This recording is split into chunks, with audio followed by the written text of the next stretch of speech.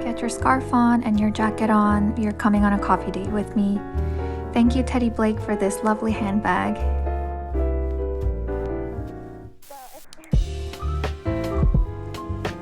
I'm bringing my notebook to do a end of the year review reflection. And this is a book I'm reading right now, my pencil case, my lip balm wallet, and my card wallet.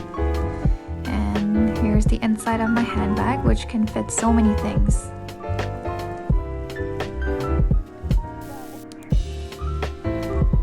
I'm showing my outfit to my partner and he's pretty happy with it. It snowed a lot here in Vancouver.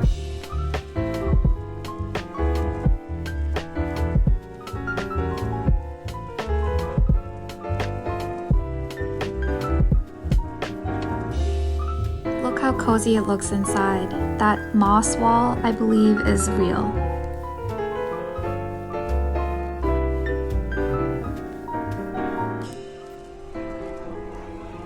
There was a selection of pastries and we couldn't decide what to get. We ended up getting some warm drinks for this cold weather and I got myself a hot chocolate.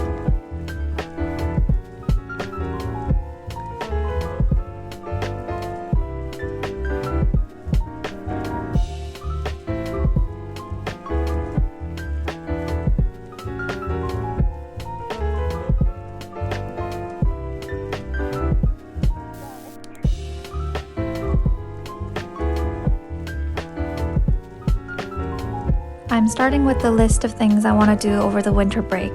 This includes going ice skating, baking with friends, and decorating gingerbread houses.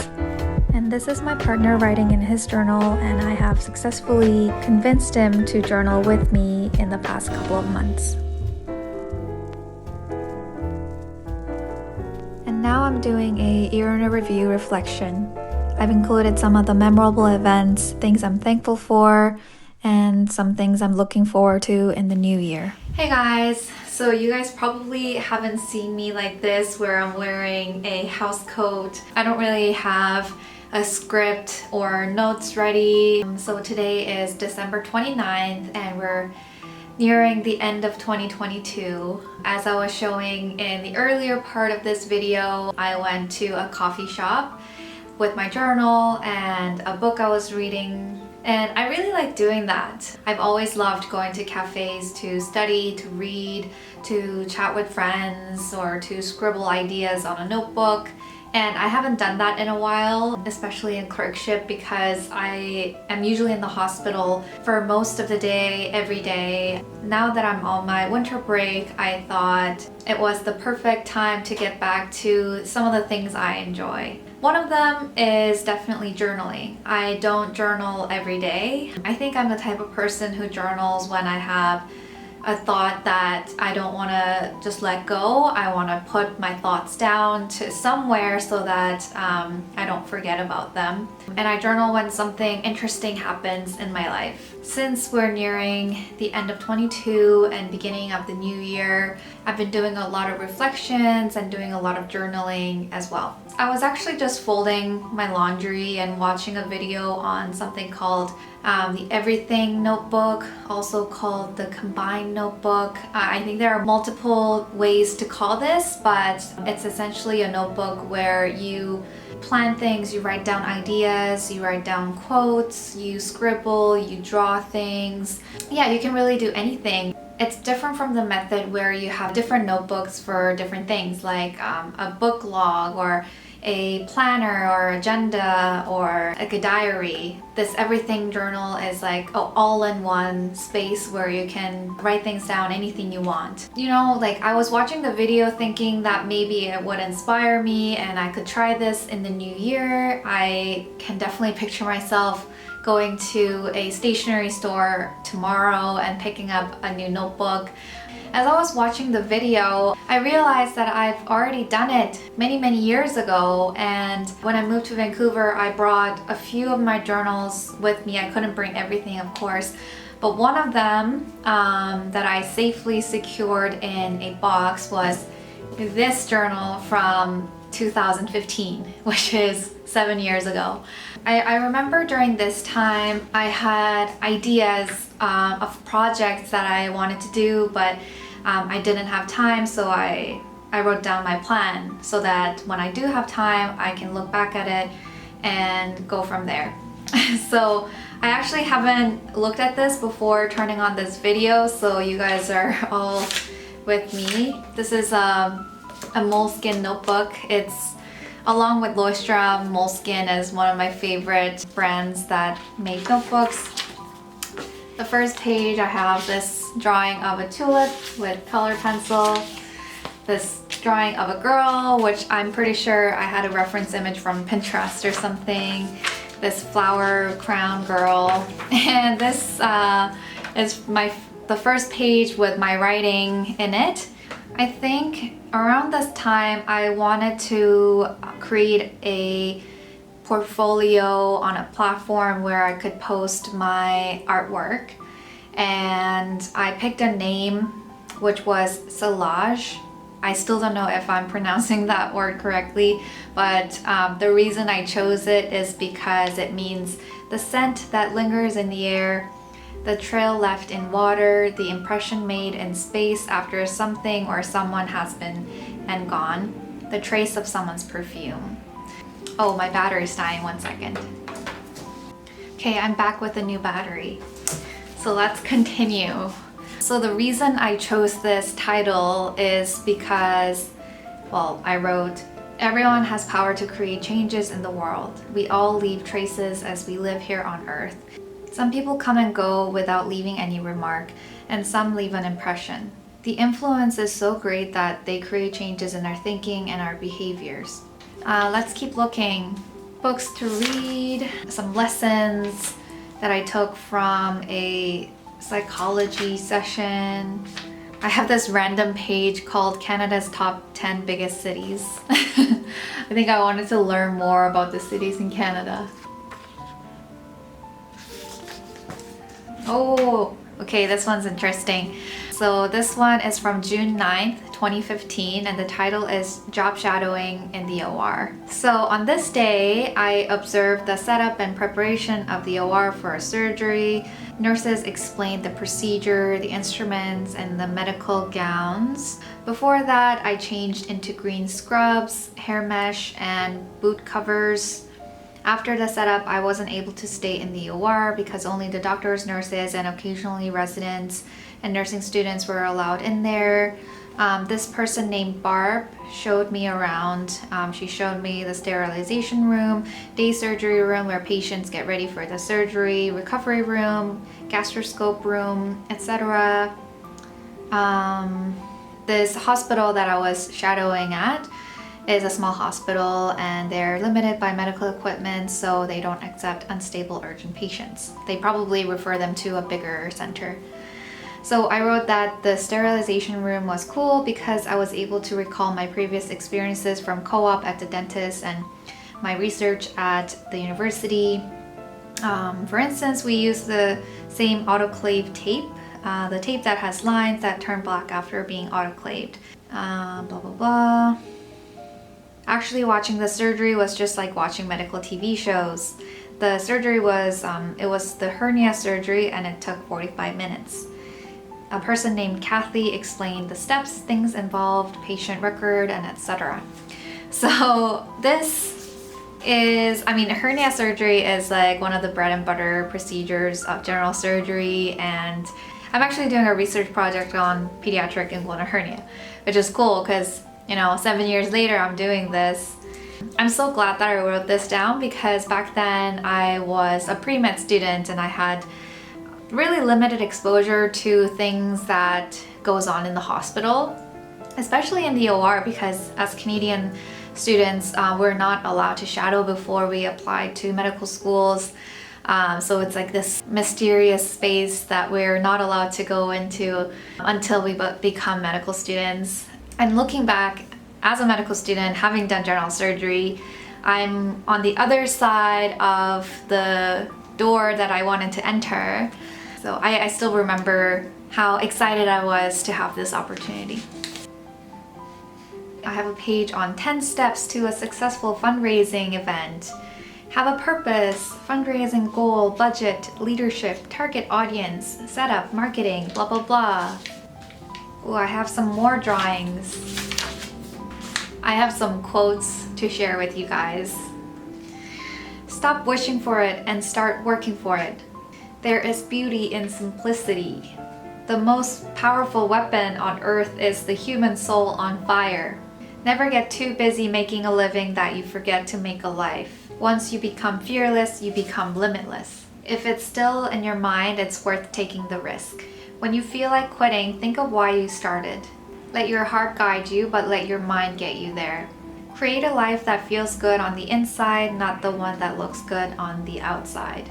A dream without action is merely a wish. The best way to predict the future is to create it. Okay, I really do like these quotes. I mean, some of them are cheesy, but most of them are still speaking to me. So, well, I have some university tips for you guys. So first one, go to networking events. It's not what you know, it's who you know. Build a personal website. Master the Pomodoro technique. Get a mutual fund. Ooh. Get into that invest game early. Create a mastermind group. An informal group of people who share similar ideas, support each other, and listen to each other's ideas. Mastermind groups are formal with many different roles in mind, all of which can support and help each other. How to start? Start small. Find a friend who understands you and the work you like to do. Add new people who would be a good fit. Introduce newcomers and make sure they're familiar with everyone else. Keep the group somewhat small. Nice. I don't really know where I got these tips. I think I came up with some of them. Yeah, they might be from like podcasts I was listening at the time. Guys, I should really start like making videos about some of the things I wrote. Like I have a page on productivity hacks. Ooh. I have this book called Doctors by Eric Siegel. I read them in Korean, like the Korean translation version. And I wrote some quotes down that are all in Korean. And I remember reading this book and really fueling my dream of becoming a doctor. Looking at these quotes, I know these lines spoke to me at that time and they were a source of motivation. And now looking at these, I remember how I felt and what compelled me to write these things down. And I'm reminded of why I've always wanted to be a doctor and like how I wanted to be as a person. I'll read some of these out loud in Korean and I'll maybe translate in the subtitles. 히포크라테스 선서만은 절대로 저버릴 수 없는 선서였다. 그날 오후 그들은 인간에게 봉사하고 고통받는 사람에게 치료와 위안을 주어야 하는 돌이킬 수 없는 책임을 진 셈이다. 바우만 씨는 정신분석에 관한 예리한 논문으로 명망이 있는 인물이었고 환자들로부터는 자애롭고 현명한 의사로 존경받고 있었다. 그런데 실제로 이러한 꿈을 실현해서 사는 사람들도 있습니다. 아마 그 사람 머릿속에는 그에게 인간의 한계를 뛰어넘게 해주는 뭔가 특별한 것이 있을 것입니다. And my comment was, 나는 보통 인간으로 사는 것에 대해 만족하고 싶지 않다. 꼭 한계를 뛰어넘어 내 꿈, 어떻게 보면 실현하기 어려운 것을 꼭 이루고 싶다. Oh, this is a journal entry about my volunteer experience at the hospital. So here it goes. Frankly, the reason why I first started volunteering was for university scholarship. I started when I was in high school. I realized that volunteer record is one of the most important factors in determining the amount of scholarship. Of course, I wanted to do something meaningful with my spare time, and since my dream is to be a doctor, gaining a realistic understanding of how hospital works, I thought was important to see if becoming a doctor was truly what I wanted. The part I was most interested in was the cool techie side, like cool machines, equipment, surgical instruments, charts, gowns, and etc. I can't say I wasn't let down when I was assigned a position as a volunteer visitor and dinner program helper. It wasn't what I expected. To think back, what I did expect was more of a job of a medical student, like bringing things to patients, helping nurses and doctors, changing their blood pressure. And it makes more sense that they gave me jobs that need minimal supervision. My job as a visitor and dinner program assistant got tedious at times. Some patients are not very talkative. Many patients forget that you've been talking. Sometimes they forget your name, especially since I worked with seniors and a lot of them have Alzheimer's. It's cool to tell your friends or put on your resume that you volunteer at a hospital. It makes you sound like you're part of something really important and you are committing your time to provide service voluntarily because you're a good person. I thought my job wasn't that significant. I thought, well, I talk to seniors, talking is fun. They must get bored sitting in this room all day, every day. I guess they would appreciate volunteers to get them out of the boredom, but that's the extent of my job. I mean, talking won't cure their disease. It has no impact on them physically. Talking is just talking. I play music for them too, and it's a similar story. Piano music is just momentary pleasure. But I was so wrong. We don't realize how important conversations or music is because they're just there for us. We take them for granted. We take friends and family for granted. We don't realize that we're surrounded by emotional comfort and constant caring. Now, let's say you're suffering and you don't have friends or relatives to visit you, similar to a lot of people I work with in this hospital. The lack of social interactions make them feel lonely and isolated. They often request for volunteers. Abraham Verghese stated, "The most important innovation in medicine to come in the next 10 years is the power of human hand." Yes, you do want advanced medical technology and the best treatment, but if you're old or suffering or both, what you need the most is comfort. That's not something technology can provide you with. Listening to his TED Talk allowed me to look at my volunteer experience differently, in a much more positive light. However insignificant visiting or talking seems, and however much time you spend with patients, you're providing them emotional attention, comfort, and genuine caring they really need, maybe even more than medications and treatments. It might mean a lot for them, and you, in turn, are getting an extremely valuable lesson of how to treat patients. I'm going to visit, talk, and make meaningful connections with patients with more integrity. There's like an addendum that says, the two ladies I visit are Shirley and Marie. Marie tells Shirley she's very fond of me, and Shirley once told me she appreciates visitors because she doesn't have relatives visiting her and she gets lonely. Reading this now, I was like 7 years younger when I wrote this, and as I said in this journal entry, my role as a volunteer in the hospital was pretty limited, and it was disappointing at first because it seemed like I wasn't really doing anything important. But what I learned from this experience, the importance of connecting with patients and providing comfort and emotional care, it still translates, and I still think about this when I'm working in the hospital. I hope that I don't get jaded in the future, but if I do, I still have this to look at and remind myself the important things. Wow, there's still so many pages left of this journal, but I also don't want to make this video like an hour long. Maybe if you guys like this type of video, let me know, and I'll try to do more like talking video like this.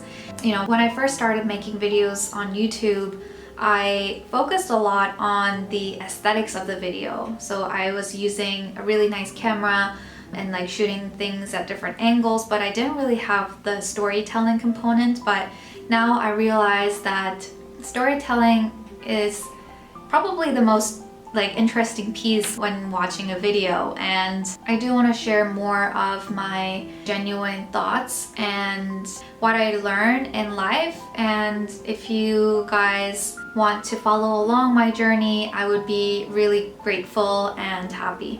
Hopefully this could be like a two-way relationship thing because I want to communicate with you guys and see what I can learn from you. So let's keep in touch, and I'll see you guys in the next video. Take care and happy holidays.